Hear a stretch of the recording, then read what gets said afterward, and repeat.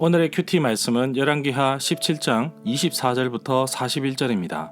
제목 사마리아에 생겨난 혼합주의. 먼저 앞뒤 문맥을 살펴보겠습니다.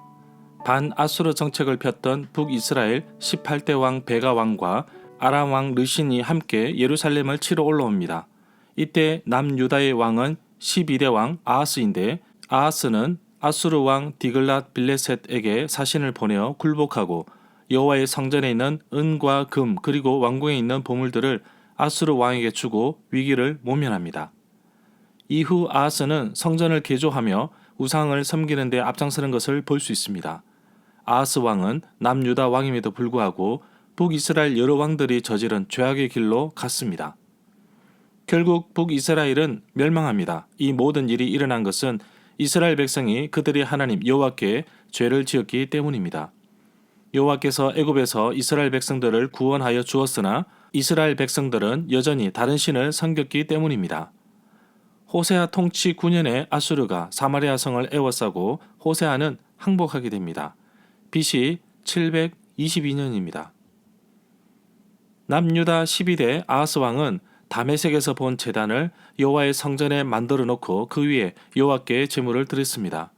그리고 본래 있던 놋 제단은 개인 용도로 하나님의 뜻을 물을 때만 사용하였습니다.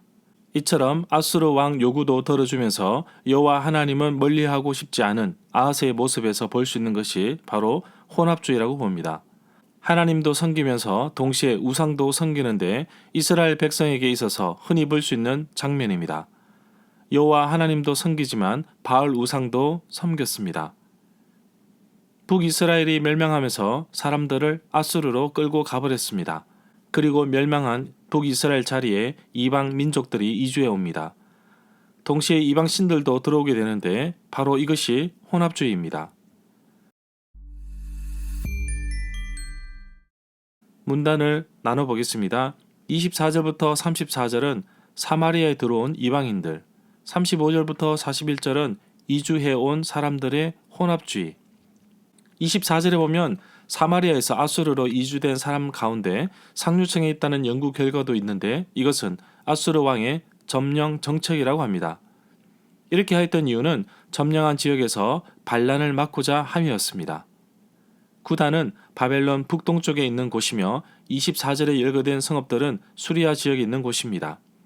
아수르 왕에 의해 이주된 사람들이 사마리아 성읍에 살게 되면서 이들이 사마리아인의 기원이 된 것입니다. 27절에 보면 그러자 아수르 왕은 부하들에게 사마리아에서 붙잡아 온 제사장 한 명을 그곳으로 돌려보내어 그 땅에서 살게 하여 그 땅의 하나님에 대한 법을 새로 이주한 백성들에게 가르치도록 하라고 명령을 내립니다. 여호와의 성전과 제단은 남유다 예루살렘에 있습니다. 남북이 갈라지면서 북쪽 이스라엘 사람들이 남유다에 가서 제사를 드리는 것을 못마땅하게 생각하고 자기 왕권을 약화시킬 수 있다고 판단한 느밧의 아들 여로보암은 결국 금송아지를 만들고 단과 베델에 제단을 만들고 절기를 바꾸어 남유다로 못 가게 하였습니다. 이렇게 온전하지 못한 가운데서 레위 사람 가운데 제사장은 여호와 하나님께 제대로 된 제사를 드리지 못했을 것이고 그곳에서 아수르로 끌려갔다가 아수르 왕에게 임명되어 사마리아에 돌아온다 하더라도 여로보암의 죄의 영역 속에서 계속 흘러가기 마련일 것입니다. 28절에 보면 사마리아에서 붙잡혀간 제사장 가운데 한 명이 베델로 돌아와서 살면서 여호와를 섬기는 방법을 백성들에게 가르쳐 주었습니다. 아수르 왕이나 이방인의 관점에서 바라볼 때 이스라엘의 하나님 여호와는 지방신에 불과했을 것입니다. 그 지방에는 그 지방신이 있었기에 숭배할 대상으로만 본 것입니다. 29절에 보면 그러나 각 민족은 제각기 자기들의 신들을 만들어 성 안에 두어 섬겼습니다. 각 민족들은 그들이 살고 있는 성읍 안에서 만든 신들을 사마리아 사람들이 만든 산당 안에 가져다 두었습니다. 북이스라엘 초대왕 여로보암은 두 금송아지를 만들어 이것이 애굽에서 인도한 신이라고 하면서 예루살렘으로 가지 못하게 하였습니다.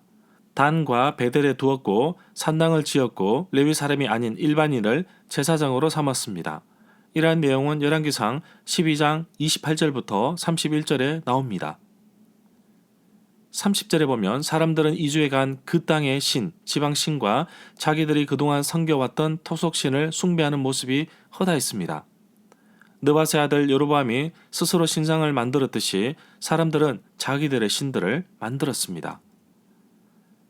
31절에 보면 여호와 보시기에 악을 행하여 경록케 하였던 죄악들을 가운데 17절에 자기 자녀를 불 가운데로 지나게 한 부분도 언급하고 있습니다. 특히 남유다 12대 왕 아하스 왕도 자기 아들을 불 가운데로 지나게 하였던 왕이었습니다. 32절에 보면 느밧의 아들 여로보암이 했던 그대로 따라하고 있습니다. 이주해온 사람들은 자기의 신상을 사마리아 사람들이 지은 여러 산당에 두었습니다. 그곳에 레위 사람이 아닌 일반인을 뽑아 제사장으로 삼았던 것입니다. 33절에 보면 이와 같이 그들도 여호와를 경외하면서 다른 한편으로는 자기들의 신도 섬겼습니다. 그들이 잡혀오기 전에 살던 그 지역의 풍속에 따라 그들 자신도 섬기던 신도 섬겼습니다. 스바냐 1장 5절에 보면 지붕에서 하늘의 별들에게 경배하는 자들과 경배하며 여호와께 맹세하면서 밀감을 가리켜 맹세하는 자들이라고 말하고 있습니다. 전형적인 혼합주의입니다. 35절에 보면 여호와께서 옛적에 야곱의 자손과 언약을 세우시고 그들에게 명령하셨습니다. 전형적인 십계명의 말씀입니다. 출애굽기 20장 5절에 나오는 말씀인데 여기서 말하고 있는 야곱과 자손과의 언약은 사마리아 땅에 있는 사람들의 혼합주의와 정반대로 대립되는 관계로 보고 있습니다. 그러면서 이스라엘 백성에게 여호와는 어떤 분인지 36절부터 그 이유를 설명하고 있습니다. 36절에 보면 성경에서 팔은 힘을 상징합니다. 애굽으로부터 자기 백성들을 구원하여 주신 것을 잊어버리지 않도록 말씀하고 있습니다. 38절에 보면 여호와께서 백성들과 세우신 언약을 잊지 말라고 신명기 4장 23절에서도 말씀하고 있습니다. 41절에 보면 이미 32절에서 언급된 것처럼 여호와를 경외하면서도 자기 중에서 사람을 산당의 제사장으로 택하고 사마리아 사람들이 만든 산당에 자기들의 신들을 두고 제사를 드렸습니다. 여기서 말하는 그들의 자녀와 자손은 바로 사마리아인을 말합니다. 결국 아수르 왕에 의해 강제로 이주되어 온 사람과 섞이면서 혼합주의 형태로 나타납니다.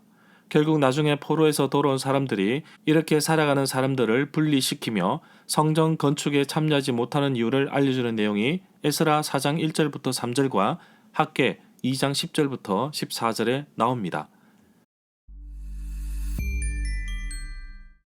절마다 상세한 설명과 구절 해석, 핵심 내용과 중심 줄거리는 네이버 블로그에 올려져 있습니다.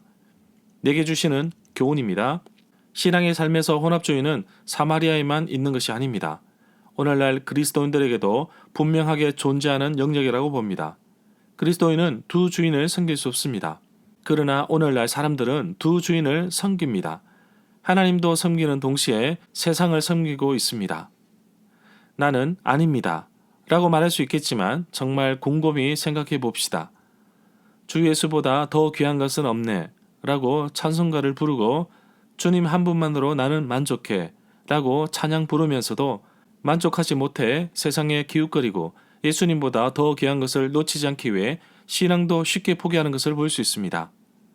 하나님보다 앞선 것, 하나님보다 더 귀하게 생각하는 그 모든 것이 바로 우상입니다. 내 삶에서 하나님이 최우선 순위라는 것을 잊는 순간 무너집니다. 넘어지지 않도록 되새기고 기억하고 삶으로 이어가야 하겠습니다. 사마리아에 이주 온 이방인들에게 아주 좋은 기회가 왔습니다. 비록 먼 곳으로 이주해 갔지만 여호와 하나님을 섬길 수 있게 되었습니다. 그러나 그들이 놓치지 않았던 것이 결국 발목을 잡았습니다. 여호와 하나님만 섬기고 자신들이 섬겼던 우상 신들을 버렸다면 그들은 비록 이방이었지만 하나님의 자녀로 더할 나위 없이 축복의 맛을 보았을 것입니다.